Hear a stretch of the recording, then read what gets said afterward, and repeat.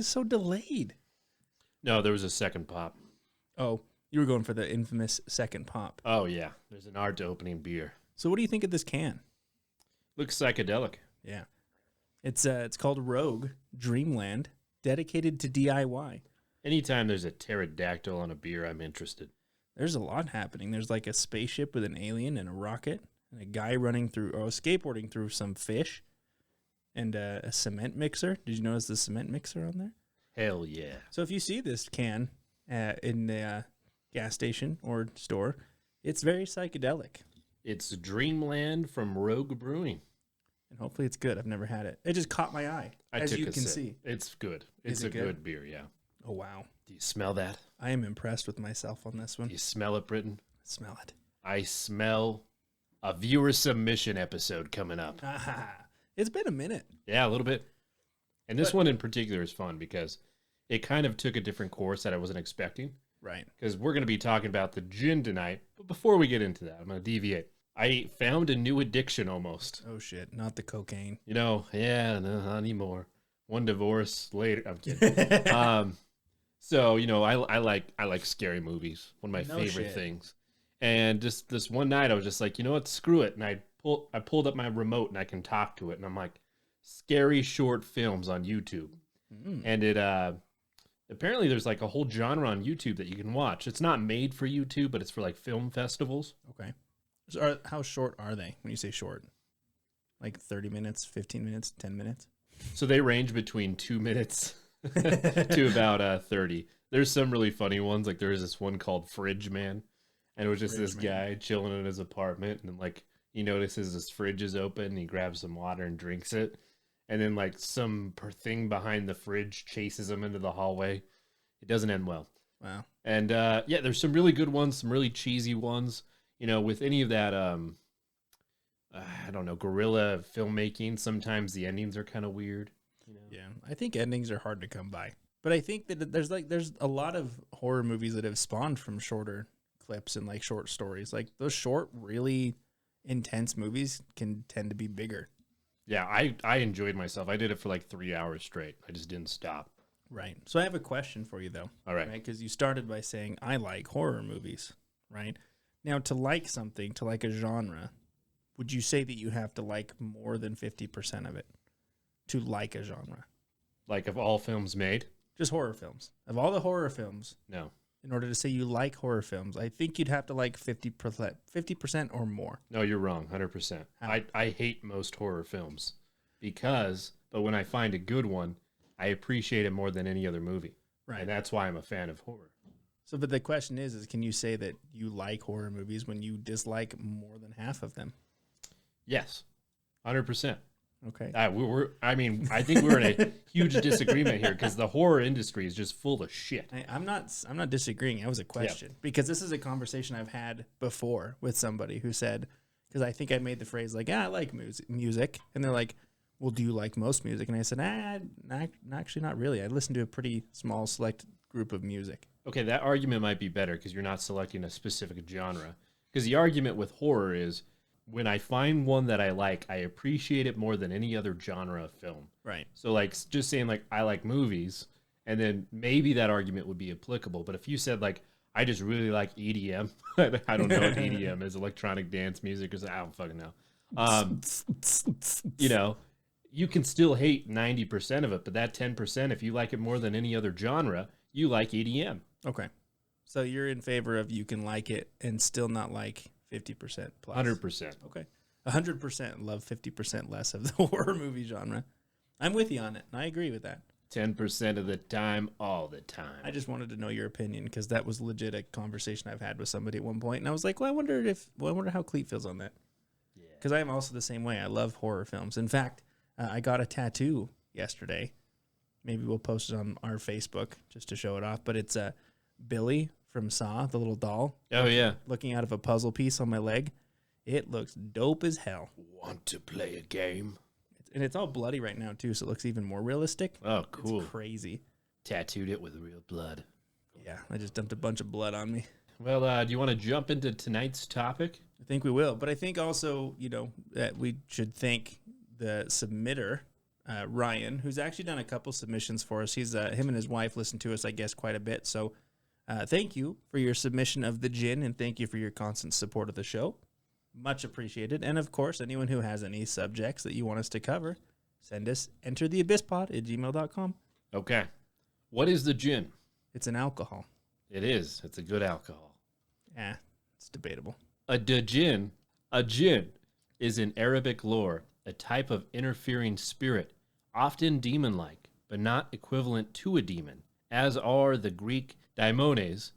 Djinn are self-propagating and can be either good or evil. They possess supernatural powers and can be conjured in magical rites to perform various tasks and services. Rub this lamp. Just rub my lamp. Just keep rubbing. Rub it the white way. All right. Wax on, wax off. A djinn appears as a wish-granting genie. In many Arabic folk tales, such as Aladdin. those in the Book of Aladdin, of 1001 Nights. So early lore of the Djinn. In pre-Islamic lore, the Djinn are malicious, are born of smokeless fire, and are not immortal. They live with other supernatural beings in the Kaf, a mythical range of emerald mountains that encircles the earth. They like to roam the deserts and wilderness. They are usually invisible, but have the power to shape-shift to any form, be it insect, other animal, or human. Insect, any other animal, or a human. Yeah, I think that's cool. Yeah, it is cool. I just think it's funny that they singled out insect. They could say any animal or human. I think insect would be included in any animal. Yeah, it's true.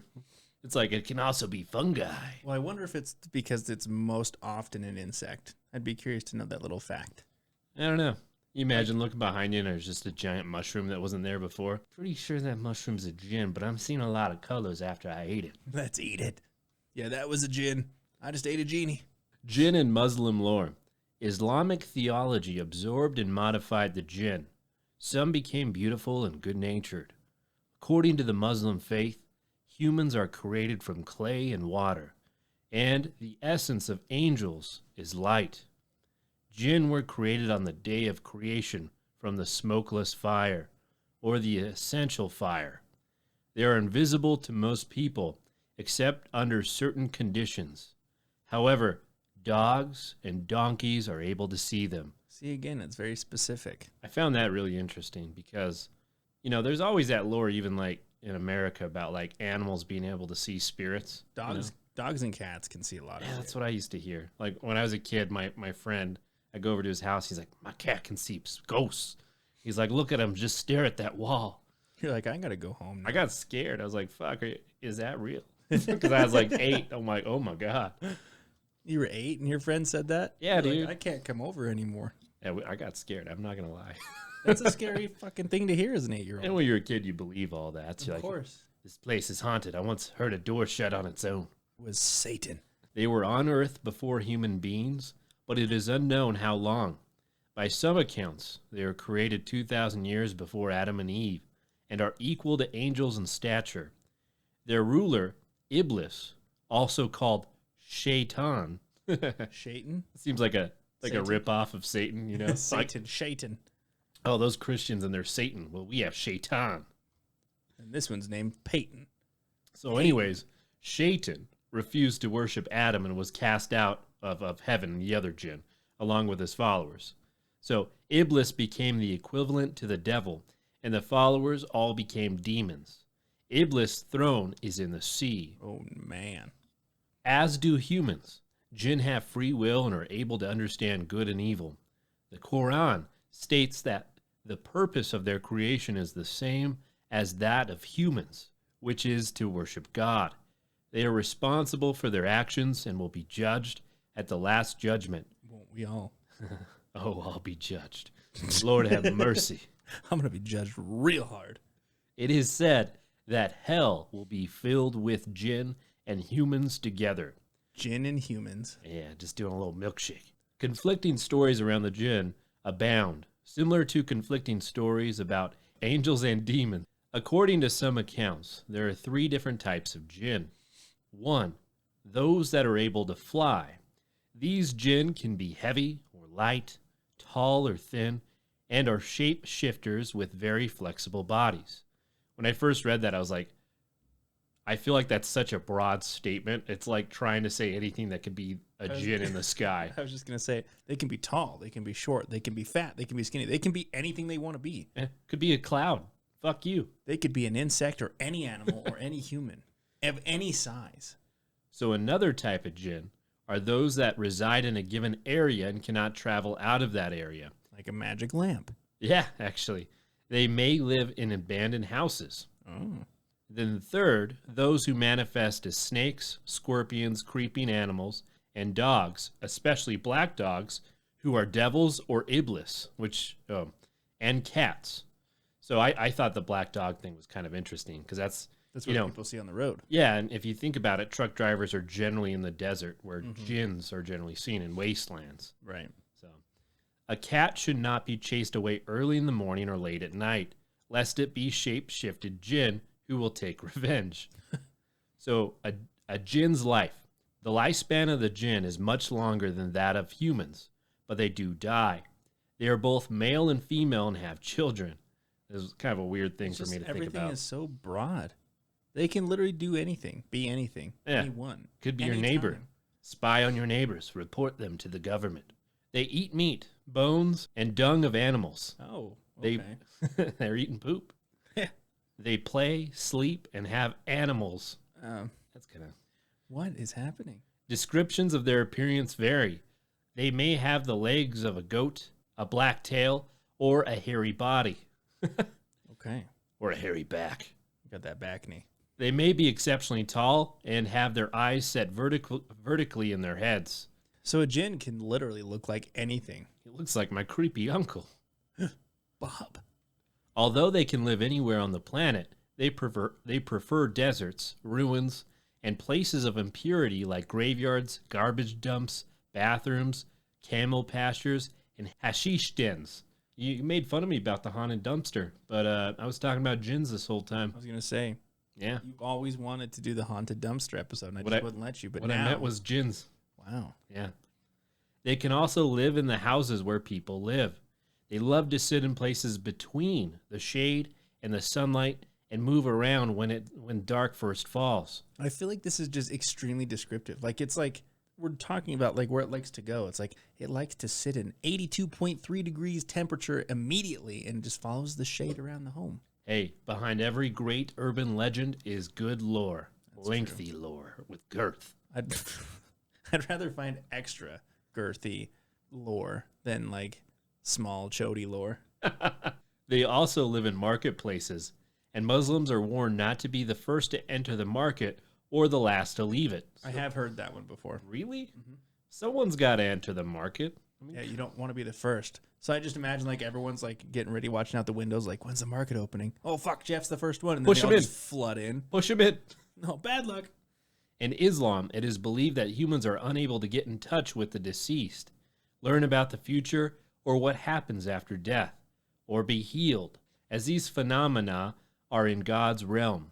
Djinn have limited powers in these areas. Djinns can appear to humans as the spirits of the dead and communicate with the living through visions and voices. Those who learn the medicinal qualities of plants through the plants, through the plants talking to them are actually speaking with devils. It is the djinns who taught humans sorcery.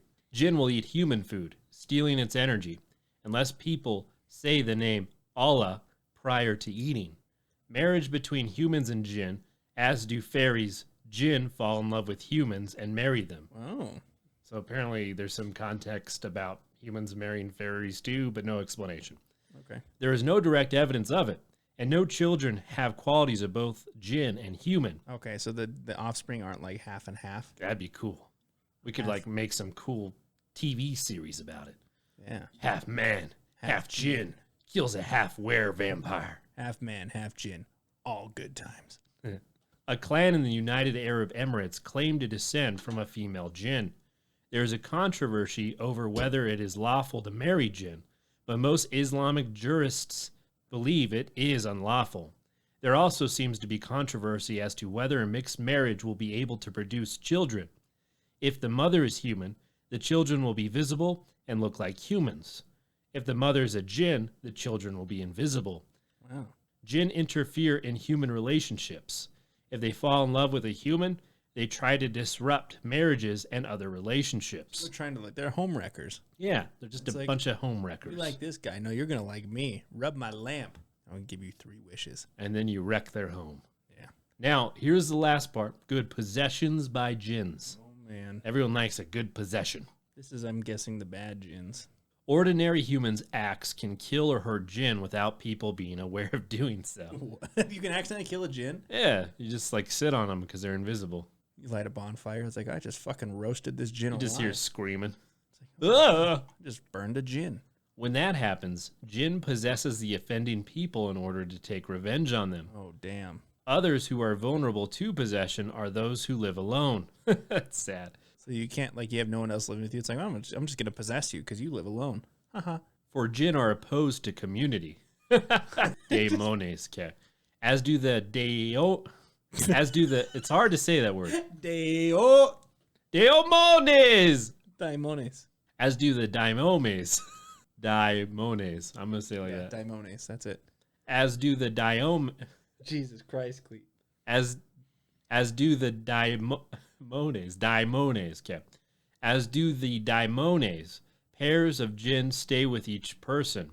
One whispers good, the other whispers evil. Ah, so is that where the angel and devil came from on each shoulder? Yeah, just do it. Stab that person. And the other one's like, hey, you don't want to go to jail, but maybe you should stab them anyways. It's just saying something nice as you're stabbing them. Yeah. Makes up for it all the time. Your mother raised you right, and I'm sorry for doing this. You're a great person. The moods of humans can be affected by Djinn, ranging from happiness to sadness for no known reason. Although they are able to affect people's minds and bodies, they have no power over the soul or heart.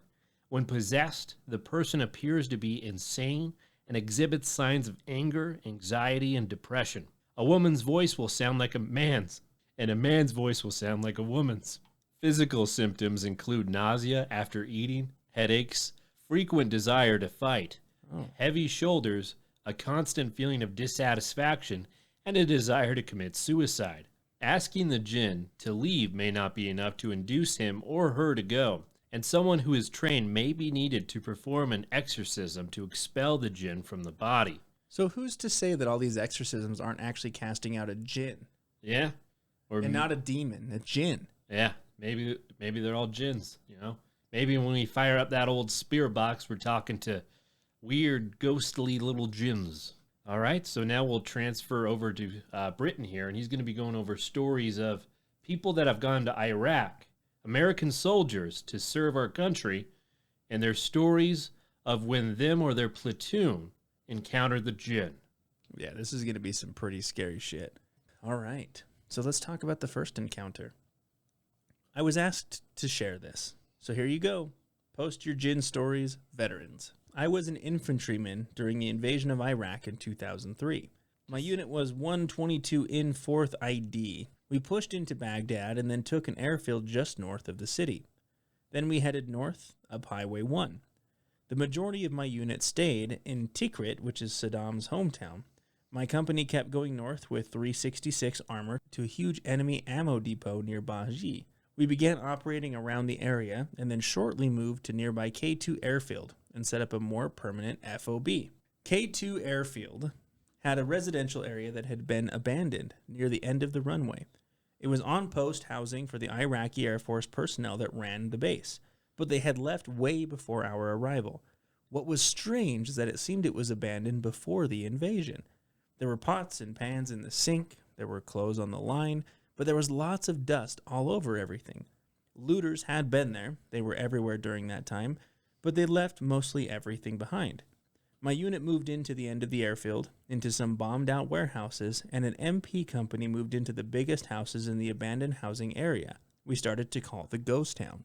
The MPs that took up residence in the ghost town moved out after about a week. I asked one of the very tired-looking MPs why, as everybody was jealous that they had lived in actual homes, albeit abandoned, shabby ones, instead of bombed-out warehouses, and I was curious about their speedy move. He said that they couldn't sleep. Doors would open and shut all night long on their own. They heard footsteps running up and down the halls at night, and then finally they began to see children's faces looking in at them through the windows. That's fucking terrifying. That's creepy. The U.S. Army does not function with consideration to ghosts, and for them to get their chain of command to move their entire company out of the ghost town, there must have been some tangible events that affected their operational readiness.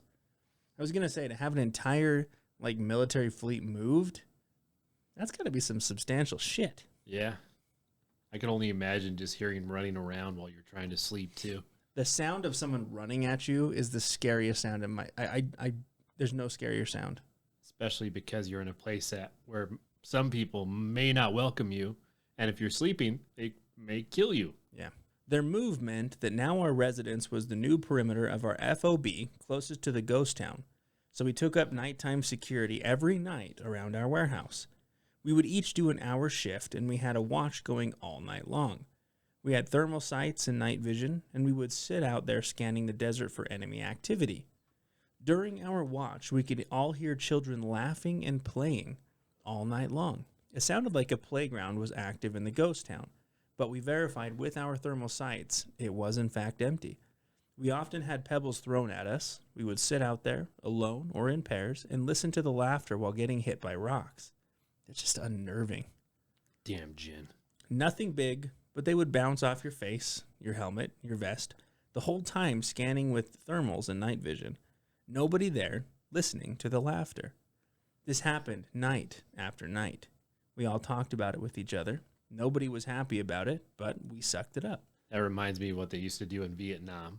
So one of the strategies is they used to blare speakers into the jungle that would be basically being the spirits of soldiers that passed on to try to psychologically break those soldiers. Yeah, it's interesting. In 2004, we had a change of command, and upon hearing about the new situation, our new commanding officer said, "There is no supernatural activity in this ghost town, only enemy activity." This is partially true because we had been attacked with sniper fire and RPGs from that direction multiple times. His decision was to set up a nightly patrol and set up ambushes in the ghost town every night. We were already busy looking for WMDs during the day, raiding Saddam's Maathists during the night. We had been doing 18.36-hour patrols, QRF, convoy security, more patrols, show of force, ambushes, the works, and now this. So it began. My squad had done the new patrol a few times, and it always seemed extra dark when walking through the ghost town. There was an old British fort left over from their colonist days, with firing ports and towers, streets with sidewalks and pretty decent houses, all empty. While on patrol, we could still hear the kids playing, but it seemed just as faint as when we were on perimeter guard. We would get on a roof, lay there on ambush, and just listen to the wind, the kids, and that's it. One night we were patrolling through the ghost town in a modified wedge formation. One of our soldiers said, "What the fuck?" then screamed, "What the fuck is that?" He pointed his weapon to the middle of our formation, then dropped his weapon and ran. He ran alone in the dark, unarmed in the middle of a combat zone, away from everybody.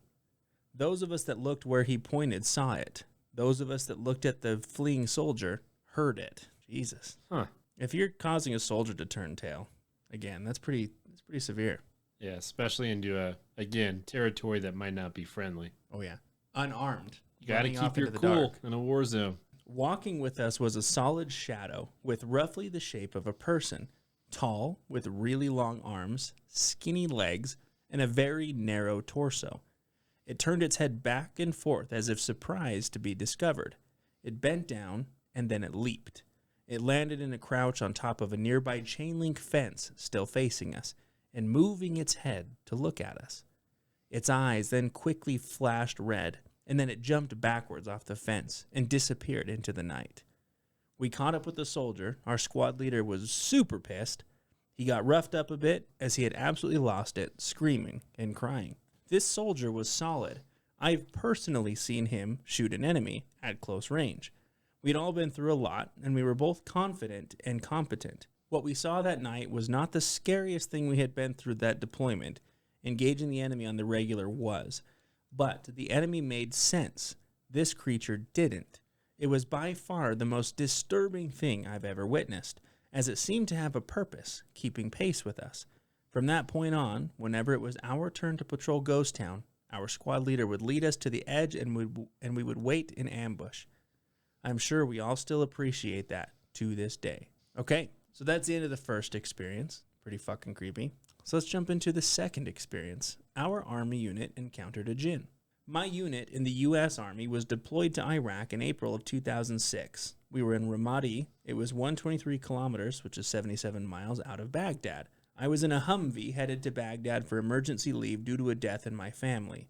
It was close to midnight. The Humvee I was in with 3 others and a turret gunner. The 2 other Humvees, the same 5 total people. 1 in front, 1 in back. I was without a weapon due to my leave. That just seems very dangerous. Like, I know you're on leave, so they probably won't, hey, you can't be armed, but you're still in a war zone. Yeah, I'm sure he's fine. I'm sure all the other people are armed. Yeah, I would want to have a gun at all times. Right. The Humvee in front stopped hard. We all figured it was a possible IED or VBIED. The team leader in our HV radioed to the lead HV. The convo went along these lines. What's up? Why did you stop? Something flew in front of the HV. What? Flew in front of the HV? Yes. We didn't see anything. And the third HV piped in. Does anyone hear that, Hilo? Yes. Yes, but I don't see it. Did the other 2 vehicles? Just then in the desert off the highway was a black figure. It looked like a huge bird. It looked like smoke was emitting from it, a blackish, greenish smoke with a bit of a blue tinge. We all focused our eyes. The 2 troops with better nods, night vision, could see something, but couldn't make out what it was. The smoke was distorting the view. Within a second or 2, a rock was thrown at one of the HV-1, a big rock, like the size of a head. We all froze due to the rules of engagement. We couldn't just light it up. We used a spotlight, and in that light, something just flew straight up, and it was loud, and then we heard a loud screeching noise. Within a minute, it was over. We all sat there in a state of shock, curiosity, and panic. What the fuck was that? When we got to Baghdad, the translator that they were picking up to bring to the Marines that were with us, he said, sounds like you encountered an Ifrit. A team leader said, a what? An Ifrit, a winged Djinn. We were all a bit speechless. We chose not to disclose to our command the winged thing as battle fatigue, now known as PTSD, was a career killer at this juncture. It's been 13 years since this happened. I met my now husband in 2015, and he had also been deployed to Ramadi with my sister unit at the same time, and he had went through this particular stretch of highway on his mid-deployment leave. He recounted a similar story to me. It was enough to stop me in my tracks. It was pretty close to mine, except they didn't stop. They just boogied on through. Considering the time we were there, it was very deadly, including an aid station manned by soldiers that was ambushed and blown to bits. I was a medic, so death was my norm. I still can't wrap my mind around it, and now apparently the last 2 places I live in, something has followed us. I posted below 2 stories, but due to them being links, I can't post them. Oh, that's creepy. The idea of a Djinn following you home, all the way, like, halfway across the world. Especially because, like, when you're at home, war haunts you already. To have something else following you, too, like this Djinn, just makes it that much worse. Yeah, I find these stories to be really intriguing. This story is just titled, Djinn Paranormal Encounters While Deployed, North Iraq, 19 to 20. Experience. Got back not too long ago and thought I'd share my experiences. We get into a country, and it's nothing big, just doing our jobs in the desert. Due to the nature of my job/mission, I was confined to the fob. I worked nights the whole tour, so my work hours were 9 p.m. to 9 a.m. As you could imagine, I slept during the day. Background. The base was a premier duty station for the Iraqi military, was built in the 70s to 80s to accommodate the expanding army under Saddam's rule. So Gulf War 91 happens, and we bombed it out. 03, we invaded again, and guess what? Bombed out and then occupied until 2011, when given back to the Iraqis. So countless suicides or combat-related deaths from years of surge and peak insurgency. 2014, bombed out again because ISIS overtook it and was using it as a death camp. Olympic swimming pools on location were full of bodies, and there was a steamroller used for running people over. Jesus Christ. Right. 2014, now occupied by Iraqi army. So as you can imagine, this could be a hotbed of stuff. You don't say. A fucking steamroller, though? Right? Occurrence 1, kind of funny and weird. It was about a month into our tour, and I was dead asleep in my room. We slept in a 6x6 room with a roommate. I was fortunate to never see him since we had opposite shifts. I was racked out with my back to the center of the room, and I woke up to a slight touch/grab to the back of my arm. I rolled over and see what is a 6'4" looking all black shadow standing 6 feet from me. I wear glasses and my vision is absolutely awful. So assuming it was one of the soldiers waking me up, I roll over after putting on my glasses and nothing was there. So I tripped out. I get a hold of my roommate and he chalks it up to some bad dream, and so did I. 2 months go by and business as usual. I go to work at 9 and my roommate settles in. Taking advantage of him being alone, he attempts to spank the monkey. Spanking the ham, choking the chicken, throttle the rocket. After finishing, he sits up trying to clean up and head to the shower. And the ambient light off his headlamp lights up my end of the room. He notices something out of the corner of his eye and looks to see what he said was a big-ass guy. Big, like its feet portion were hanging off your bed. Damn. It's like a college dorm-sized twin bed, and it was all black. So pretty much a shadow dude laying in my bed. He said fight or flight hit him because he was cleaning off after choking the chicken, and he froze up. After looking away and back again and trying to find the actual light switch, it was gone. So he believed it after that and thought it wasn't just a dream. We told our PSG, platoon sergeant, at Chow the next day, and he was amused and interested. So you were throttling a rocket and you just saw a shadow person? He's a believer in the paranormal and decided to speak his part. According to him, at this point in the tour, so about 3 months in, he's seen someone leave my room at odd times in the middle of the day, times that I'm sleeping, and walk to the room across from us. The thing with the room across is that it had a padlocked plywood door and was locked because the guys who slept there were in Syria. So much of their gear they had to leave behind was still in there. You can't get in without hopping the plywood walls. So that was the extent of the creepy stuff with my living space. I don't think it's a djinn, but my interpreter said it was since it kept getting close to me and manifested physically. If I could describe it, it would look similar to the shadow dude captured on the Ghosts of Carmel, Maine YouTube channel. I've never seen that. Huh.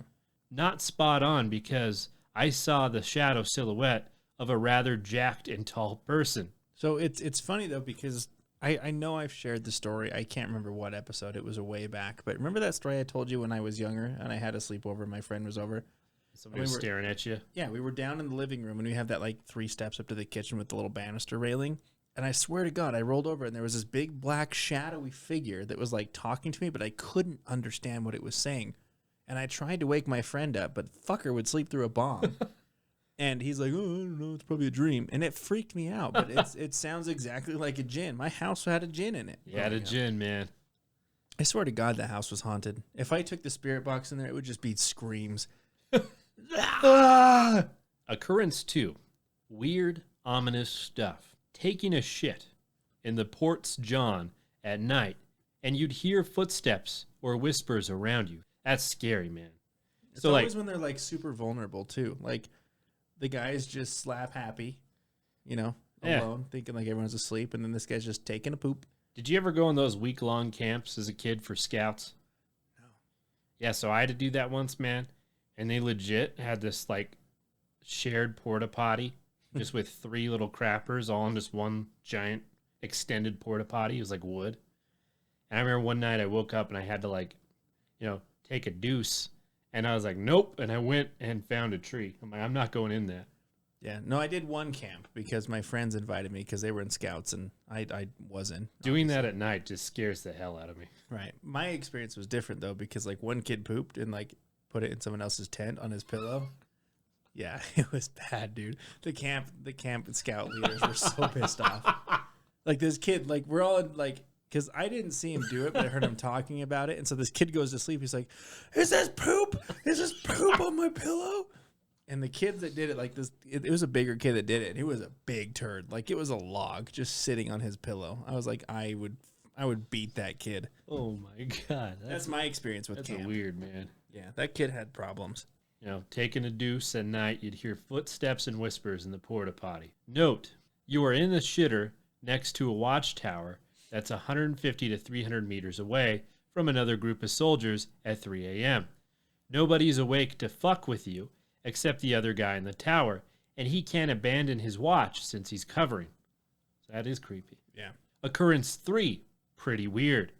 I attended a sleep aid class with the medics and whatnot since I was having trouble sleeping soundly, and in the group there were soldiers waking up with bad dreams and with scratches on them, some of which were bad enough they bled and had dried during their sleep. The fuck? They discovered after they woke up to bloody sheets. Nobody said anything other than medic asking if he needs to look at it. That would be creepy because you're at war and you wake up bloody, right? You would assume, I would think, that like you got shot or like ambushed or something, right? Yeah. All right, so we'll end with this story called "A Djinn Followed Me Home from the Gulf War." I'm talking about the first war with Iraq under H.W. Bush in 1990, just to be clear. I was stationed at a U.S. base in Riyadh, Saudi Arabia. Saddam threw his Scud missiles at us, but he was such a bad shot, they landed in the middle of nowhere. Fortunately for everyone, unfortunately for me, the middle of nowhere in Arabia is called the Empty Quarter. It is the vastest contiguous desert in the world. It is the size of Texas. Humans don't live there, but something else does. Like you said, they choose the most abandoned places on Earth. Yep. I was assigned to recover what the Scuds carried. My job was to find the Scud, identify the payload, and collect any remnants of that payload. You see, Saddam had all kinds of poison gas, and we knew from what he did to the Kurds that he wasn't afraid of using them. WMDs are no joke, so if the Scud doesn't explode and a missile full of mustard gas is sitting in the desert, it could find its way into a dirty bomb under New York. My job was to make sure that never happened. That would be a terrifying job. Oh, yeah. Chemical weapons are very scary. Finding this Scud wasn't easy. Radar and satellite only tracked it to a general location within the Empty Quarter. I drove with my team into the desert to the last human settlement before the world turns into an endless waste. This was the patch of sand the Bedouin of the Al-Murad tribe called home. They lived mostly as they had for millennia, in a cluster of sheep skin tents aided only by the camels. In a 20th century twist, they all had AK-47s. Nice. Yeah, that's a scary camp to go into. And they greeted us by pointing those AKs in our faces. Oh my God. These tribesmen looked like they came out of a Bible story, dressed in simple cloaks and white turbans wrapped around their heads. Their sheik was slightly fancier, a heavy-set man of about 60. He wore the typical red and white Saudi headdress. His beard was dyed red, and he walked with a plain wooden cane. "Peace be upon you, O sheik," I said in my best Arabic. I'm good with languages, and I picked it up after taking a few classes and conversing with allied Arab soldiers. We come with the peace and blessings of God. So we unloaded the boxes of rice, bread, and canned supermarket goods that nomadic hunters don't get to eat. These were treats to them, and their trust would help us get to the Scud. We talked within the hospitality of the sheik's tent. Floor cushions embroidered with red and black stripes stretched across the inside. He served us that rich Arabic coffee that makes an Italian espresso taste like baby milk. "You are looking for the missiles. We all saw it," the sheik said. "Did it explode?" I asked. "It happened at night." The sheik gulped his coffee. "The ground did not shake and the horizon did not light up with fire." Can you tell us exactly where it fell? Yes, but you cannot go there. We can go anywhere, even if it's in a mountain. We'll fly up with a chopper. You cannot go there because it is forbidden. The sheik arose and walked out of the tent. I followed him to a well. Little Bedouin boys were playing tag around it. There was something odd about their faces, about their eyes.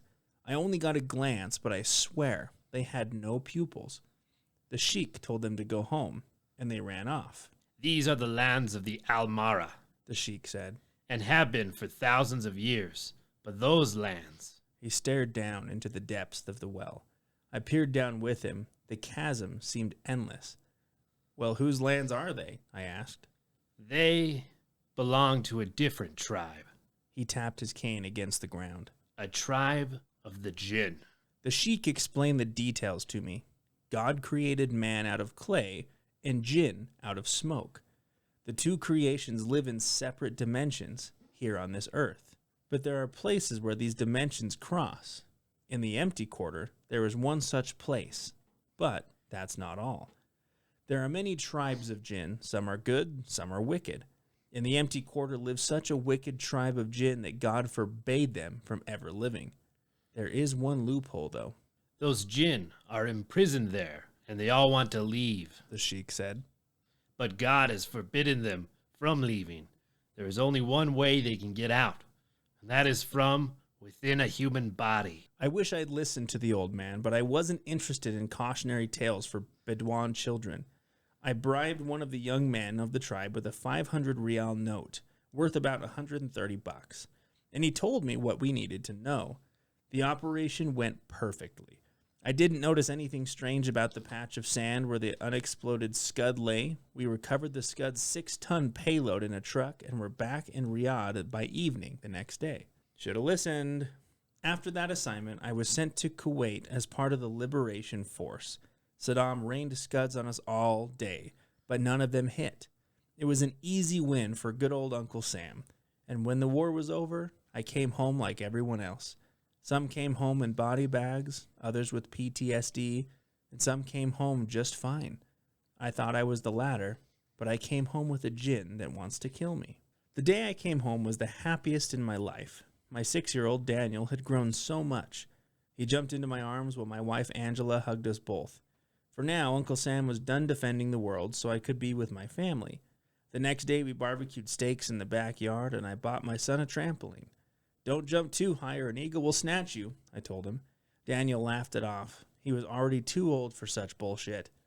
Angela made us delicious lemonade, and later that night, we all lay in the grass and gazed up at the stars. That one is called Al Ghul, I said, pointing at a bright star in the Perseus constellation. It's Arabic for demon. I pretended like I was a demon, grabbed my son, and tickled him. I can't describe how good it felt to enjoy the mundane with my family. Do you want to be Daniel? You know Arabic, Daddy? Daniel asked. At that age, sons are so impressed with their fathers. I do, and if you ever meet an Arab, you should say to them, Assalamu alaikum. What's that mean, Daddy? It means peace be upon you, and I apologize if I butchered that. But my peace was about to evaporate, like a glass of water under the scorching desert sun, because the next morning, I saw the Djinn. In fact, I see it every morning. I can only see it in the moments between sleep and wakefulness, when my body is paralyzed, a pitch-black creature, as if covered in soot. It's so tall, the ceiling forces it to bend its back at a right angle, so that its head is right over my bed. Its face looks strangely human, but its eyes have no pupils, like those little Bedouin boys playing around the well. It says to me in Arabic, "Today you will die. Today you will die. Today you will die." It repeats this incantation until I wake up. And when I do, I spend each day trying not to die. That's funny. That's a good way to live your life, just trying not to die. I feel like we all do that every day. I try not to die on a consistent basis. Right. The Djinn itself cannot kill me. It can only affect me. Sometimes when I'm driving, it will conjure this fog into my head and body that makes everything so heavy that I want nothing more than to sleep. I've been in 3 car crashes in the last 26 years and spent weeks in the hospital as a result. But I'm still alive. Last month I went chopping vegetables with a kitchen knife and it told me there was a treasure in my wrist. What is this? That's so a magic whistle.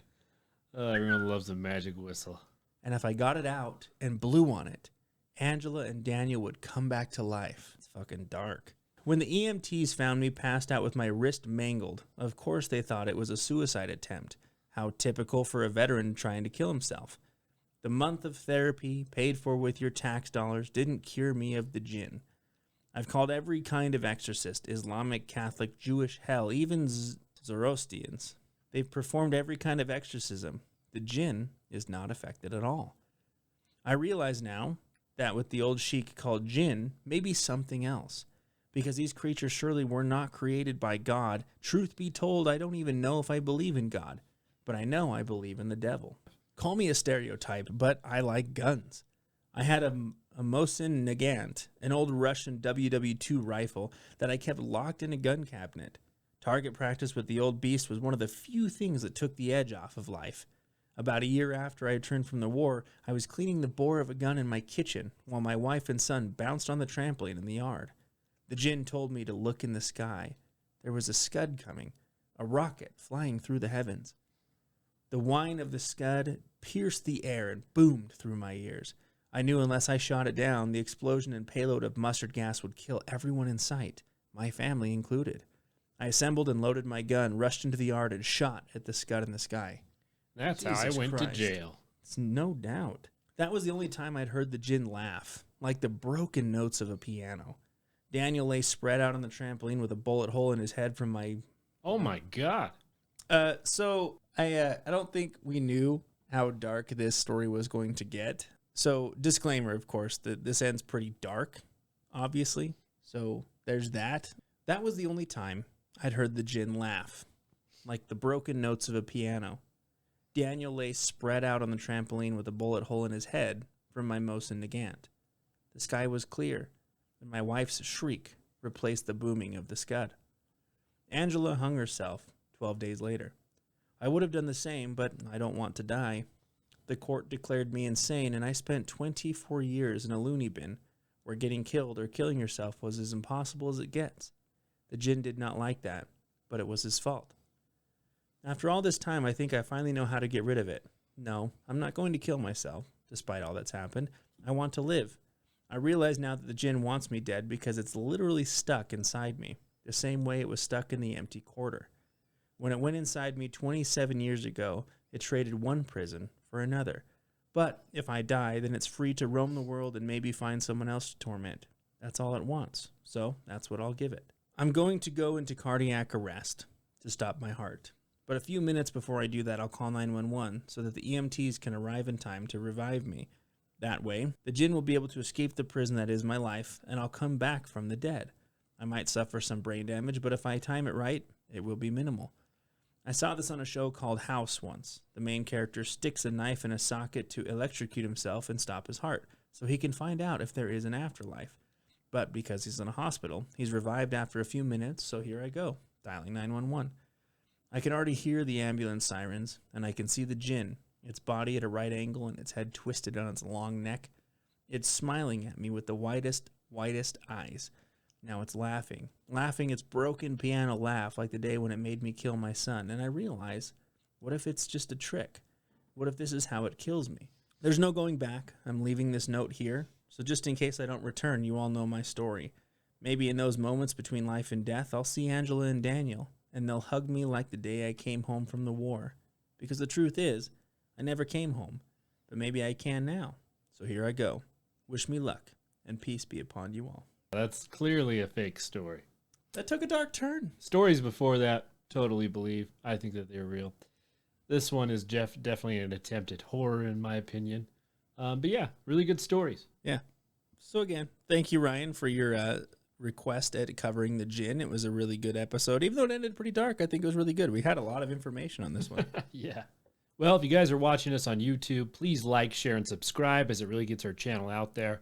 And as always, thank you for entering the abyss. Until next time.